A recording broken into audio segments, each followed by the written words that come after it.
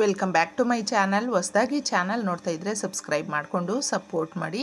ಈ ದಿನ ತುಂಬ ಶಕ್ತಿಶಾಲಿಯಾದಂಥ ತುಂಬ ಈಸಿಯಾಗಿ ಯಾರು ಬೇಕಾದ್ರೂ ಮಾಡಿಕೊಳ್ಳುವ ಒಂದು ಪರಿಹಾರದ ಬಗ್ಗೆ ತಿಳಿಸ್ತಾ ಇದ್ದೀನಿ. ನಮಗೆ ಯಾವಾಗಲೂ ಅಷ್ಟೇ ಸದಾ ಕಾಲ ಏನೋ ಒಂದು ಭಯ ಆಗ್ತಾನೇ ಇರುತ್ತೆ ಸ್ನೇಹಿತರೆ. ಅದು ಕನಸಲ್ಲಾಗಿರಬಹುದು ಅಥವಾ ಮನಸ್ಸಲ್ಲಿ ಸದಾ ಕಾಲ ಕೂತ್ಕೊಂಡ್ರು ನಿಂತ್ಕೊಂಡ್ರು ಒಂದು ನೆಗೆಟಿವಿಟಿ ಅಂತ ಹೇಳ್ತೀವಿ ನೋಡಿ, ಆ ಥರ ತುಂಬಾ ಭಯ ಆಗ್ತಾ ಇರುತ್ತೆ. ಮಕ್ಕಳು ಹೊರಗಡೆ ಹೋದಾಗ ನಮಗೆ ಅವರು ಸೇಫಾಗಿ ಮನೆಗೆ ಬಂದರೆ ಸಾಕಪ್ಪ, ಮನೆ ಯಜಮಾನ ಸೇಫಾಗಿ ಬಂದರೆ ಸಾಕು. ಯಾಕೋ ಅವರು ಹೊರಗಡೆ ಹೋದಾಗ ನಮಗೆ ಅವ್ರು ಫೋನ್ ಪಿಕ್ ಮಾಡಿಲ್ಲ ಅಂದರೆ ಭಯ ಆಗುತ್ತೆ. ಕಷ್ಟಗಳು ಜಾಸ್ತಿ ನಮ್ಮ ಮನೆಯಲ್ಲಿ. ಯಾಕೋ ಏನು ಹೇಳಿದ್ರು ಕೂಡ ಮಕ್ಕಳಿಗೂ ಅಷ್ಟೇ ದೊಡ್ಡವ್ರಿಗೂ ಅಷ್ಟೇ ಈ ಥರ ನಮಗೆ ಕೆಟ್ಟ ಒಂದು ಕನಸುಗಳು ಬರುವಂಥದ್ದು ಜಾಸ್ತಿ ಆಗಿದೆ ಅಂತ ಎಷ್ಟೋ ಜನ ಹೇಳ್ಕೊಳ್ತಾ ಇರ್ತಾರೆ. ಅದು ಬಂದಾಗ ನಮಗೆ ತುಂಬ ಭಯ ಆಗಿಬಿಡುತ್ತೆ. ಮನೆಯಲ್ಲಿ ನೆಮ್ಮದಿಯಾಗಿ ಇರೋದಕ್ಕಾಗೋದಿಲ್ಲ. ಇದಕ್ಕೂ ಕೂಡ ಇದನ್ನು ಮಾಡ್ಕೊಳ್ಬಹುದು. ಹಾಗೆ ವೆರಿ ಪವರ್ಫುಲ್ಲು ದುಡ್ಡಿಗೋಸ್ಕರ ಮಾಡಿಕೊಳ್ಳುವ ಪರಿಹಾರ ಸ್ನೇಹಿತರೆ ಇದು. ನಾವು ಎರಡನ್ನು ಕೂಡ ಒಂದೇ ವಿಧಾನವಾಗಿ ಮಾಡಿಕೊಂಡಾಗ ನಮಗೆ ಬಯಸಿದ್ದು ಸಿಗುವಂಥದ್ದು. ತುಂಬ ಈಸಿಯಾಗಿ ನಾವು ಅಂದ್ಕೊಳ್ತೀವಿ. ಶತ್ರುಗಳು ಮನೆಗೆ ಬಂದರೂ ಕೂಡ ಅವ್ರಿಗೆ ನೀರನ್ನು ಕೊಟ್ಟು ಕಳಿಸ್ಬೇಕು, ನೀರಾದರೂ ಕುಡಿದು ಬಿಟ್ಟು ಹೋಗಬೇಕು ಕನಿಷ್ಠ ಪಕ್ಷ ಅಂತ ಹೇಳ್ತೀವಿ. ಯಾಕೆ ಅದರ ಬಗ್ಗೆ ಸಾಕಷ್ಟು ಇದೆ, ಆದರೆ ನಾವು ಅಷ್ಟೆಲ್ಲ ಈ ವಿಡಿಯೋನಲ್ಲಿ ತಿಳ್ಕೊಳ್ಳೋದಕ್ಕಾಗೋದಿಲ್ಲ. ಆದರೆ ನೀರು ಅನ್ನೋದು ನಮ್ಮ ಮನೆಯಲ್ಲಿ ಕೆಟ್ಟದ್ದು ಏನೇ ನಡೀತಾ ಇದ್ರು, ನಮಗೆ ಏನಾದರೂ ಕೆಟ್ಟದ್ದಾಗ್ತಾ ಇದ್ರೂ ಕೂಡ ಅದನ್ನು ನಾವು ಏನು ಅಂದ್ಕೊಳ್ತೀವೋ ಅದನ್ನು ಟರ್ನ್ ಆಗೋದಕ್ಕೆ ಇದು ಸಹಾಯ ಮಾಡುತ್ತೆ. ನೀರಿಗೆ ಅಷ್ಟು ಶಕ್ತಿ ಇದೆ ಸ್ನೇಹಿತರೆ. ನೀವು ಬೇಕಾದರೆ ಚೆಕ್ ಮಾಡಬಹುದು. ನಾವು ಲೋಟದಲ್ಲಿ ನೀರನ್ನು ಇಟ್ಕೊಂಡು ಏನೋ ಒಂದು ಯಾರ ಜೊತೆನೋ ಮನೆಯಲ್ಲಿ ಕೂತ್ಕೊಂಡು ಮಾತಾಡ್ತಾ ಇರ್ತೀವಿ ಅಂದ್ಕೊಳ್ಳಿ, ಒಬ್ಬರ ಬಗ್ಗೆ ಕೆಟ್ಟದಾಗಿ ಮಾತಾಡ್ತಾ ಇರ್ತೀವಿ ನೀರನ್ನು ಕೈಯಲ್ಲಿ ಇಟ್ಕೊಂಡು. ಅವ್ರ ಬಗ್ಗೆ ಮಾತಾಡ್ತಾ ನಾವು ನೀರು ಕುಡಿದ್ರೆ ಅದು ಎಫೆಕ್ಟ್ ನಮಗೇ ಆಗುತ್ತೆ. ನೀವು ಅಬ್ಸರ್ವ್ ಮಾಡಬಹುದು. ಅದನ್ನು ಒಳ್ಳೆಯ ರೀತಿಯಲ್ಲಿ ಮಾತಾಡ್ತಾ ಇದ್ರೂ ಕೂಡ ಒಳ್ಳೆಯದೇ ನಮಗಾಗುತ್ತೆ. ಅದಕ್ಕೋಸ್ಕರ ಯಾರಾದರೂ ನಮಗೆ ಮನೆಗೆ ಬರ್ತಾರೆ ನೋಡಿ, ಅವ್ರಿಗೆ ಚೆನ್ನಾಗಾಗಲಿ, ಅವರ ಮನಸ್ಸಲ್ಲಿ ನಮ್ಮ ಬಗ್ಗೆ ಒಳ್ಳೆ ಭಾವನೆ ಬರಲಿ ಅಂತ ನಾವು ಅಂದ್ಕೊಂಡು ಅವ್ರಿಗೆ ನೀರು ಕೊಟ್ಟರೆ ಎಷ್ಟೇ ದುಶ್ಮನಗಳಿದ್ರೂ ಕೂಡ ಅವರು ಕೂಡ ಒಳ್ಳೆಯ ಭಾವನೆಯಿಂದ ಮನೆಯಿಂದ ಹೊರಗೆ ಹೋಗ್ತಾರೆ ಅನ್ನೋದಕ್ಕೆ ಮೊದಲು ನೀರನ್ನು ಕೊಡಿ ಅಂತ ಹೇಳುವಂಥದ್ದು. ನಮಗೆ ಮೈಗೆ ಹುಷಾರಿಲ್ಲ, ಏನಾದರೂ ಭಯ ಆಗ್ತಾಯಿದೆ ಅಥವಾ ನಮಗೆ ಒಂಥರ ಅನ್ಕಾನ್ಷಿಯಸ್ ಆಗಿಬಿಟ್ಟಿದೆ ನಮ್ಮ ಬಾಡಿಯಲ್ಲಿ ಅಂತ ಹೇಳಿದಾಗ ಫಸ್ಟು ನೀರು ಕುಡೀರಿ ಅಂತ ಏನು ಕೇಳ್ತಾರೆ. ಅದಕ್ಕೋಸ್ಕರನೇ ನೀರಿನ ಪ್ರಭಾವ ಅಷ್ಟು ಇದೆ. ನಾವು ಯಾವಾಗಲೂ ಅಷ್ಟೇ ಸದಾ ಕಾಲ ಈ ಪರಿಹಾರವನ್ನು ಮಾಡಿಕೊಂಡಾಗ ನಮ್ಮ ಮನೆಯಲ್ಲಿ ದೊಡ್ಡ ದೊಡ್ಡ ಸಮಸ್ಯೆಗಳು ಅದನ್ನೆಲ್ಲ ಪರಿಹಾರ ಮಾಡ್ಕೊಳ್ಬೇಕು ಅಂದರೆ ನಮ್ಮ ಕೈಯಲ್ಲಿ ಆಗಲ್ವೇನೋ ಅಂತ ನಾವು ಅಂದ್ಕೊಳ್ತೀವಿ. ತುಂಬ ಈಸಿಯಾಗೆ ಮಾಡ್ಕೊಳ್ಬಹುದು. ಅಷ್ಟು ಚೆನ್ನಾಗಿರುವಂಥದ್ದು. ಅದು ಬುಧವಾರ ಯಾಕೆ ಮಾಡ್ಕೊಳ್ಬೇಕು ಅಂದರೆ ವಿಘ್ನೇಶ್ವರನಿಗೆ ಪೂಜೆ ಮಾಡುವಂಥ ದಿನ. ಯಾಕಂದರೆ ಎಲ್ಲ ಕೆಲಸಗಳಲ್ಲೂ ಕೂಡ ವಿಘ್ನ ಆಗ್ತಾಯಿದೆ, ಮನಸ್ಸಲ್ಲಿ ಸಮಾಧಾನ ಇಲ್ಲ ನಮಗೆ ಅಂತ ನಾವು ಯಾವಾಗಲೂ ನಮಗೆ ಮನೆಯಲ್ಲೂ ಕೂಡ ದುಡ್ಡು ಕಾಸಿನ ವಿಚಾರದಲ್ಲಿ ಸಮಸ್ಯೆಗಳಾಗ್ತಾಯಿದೆ, ಜಗಳಗಳಾಗ್ತಾಯಿದೆ.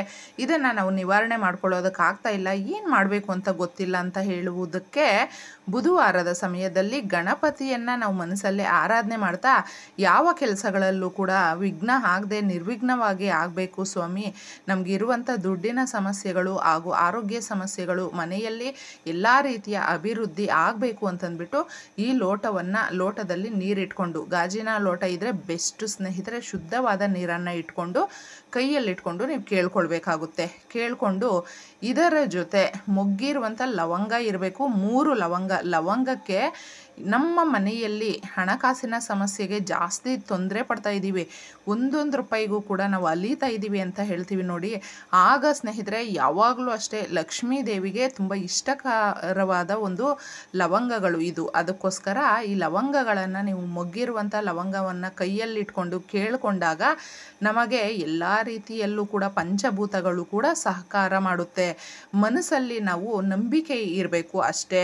ಇದನ್ನು ಕೈಯಲ್ಲಿಟ್ಕೊಳ್ಳಿ, ಗಾಜಿನ ಲೋಟದಲ್ಲಿ ನೀರಿಟ್ಕೊಂಡಿರ್ತೀರಾ, ಸಂಕಲ್ಪ ಮಾಡ್ಕೊಳ್ತೀರಾ ನಮಗೆ ಇಷ್ಟೆಲ್ಲ ಸಮಸ್ಯೆಗಳಿದೆ ನಮ್ಮ ಮನೆಯಲ್ಲೂ ಕೂಡ ಸ್ನೇಹಿತರೆ. ನಾವು ಯಾಕಂದರೆ ಸುಮ್ಮನೆ ಒಂದು 5 ನಿಮಿಷ ಕೂತ್ಕೊಳ್ತೀವಿ ನೋಡಿ, ಮನೆಯಲ್ಲಿ ಕೂತ್ಕೊಂಡಾಗ ನಮಗೆ ಯಾಕೆ ಈ ಥರ ಪ್ರಾಬ್ಲಮ್ಸ್ ಎಲ್ಲ ಇದೆ ಅಂತ ನಾವು ಯೋಚನೆ ಮಾಡ್ತಾ ಇರ್ತೀವಿ.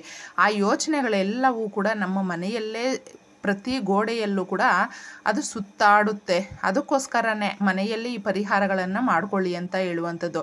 ಆಗ ನೀವು ಮಾಡ್ಕೊಂಡಿದ್ದ ತಕ್ಷಣ ನಿಮಗೆ ಅದೊಂಥರ ಪಾಸಿಟಿವ್ ವೈಬ್ರೇಷನ್ ಅನ್ನೋದು ಜಾಸ್ತಿ ಆಗುತ್ತೆ.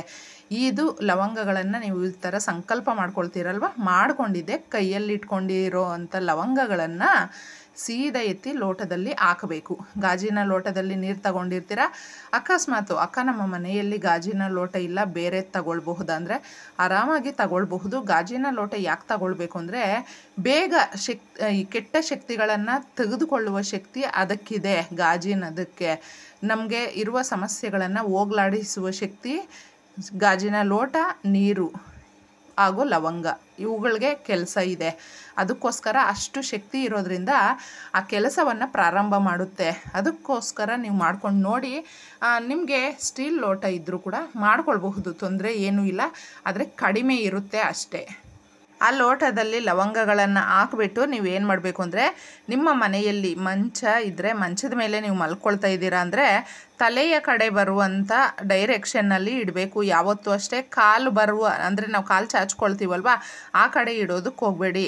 ಈ ತಲೆ ಇಡುವ ಜಾಗಕ್ಕೆ ನೀವು ಕೆಳಗಡೆ ಇಡಬಹುದು, ಅಥವಾ ನೀವು ನೆಲದ ಮೇಲೆ ಮಲ್ಕೊಳ್ತಾ ಇದ್ದೀರಾ ಅಂದ್ರೂ ಸೇಮ್ ಅದೇ ಥರನೇ ಸ್ವಲ್ಪ ಮೇಲೆ ಇಟ್ಕೊಳ್ಳಿ.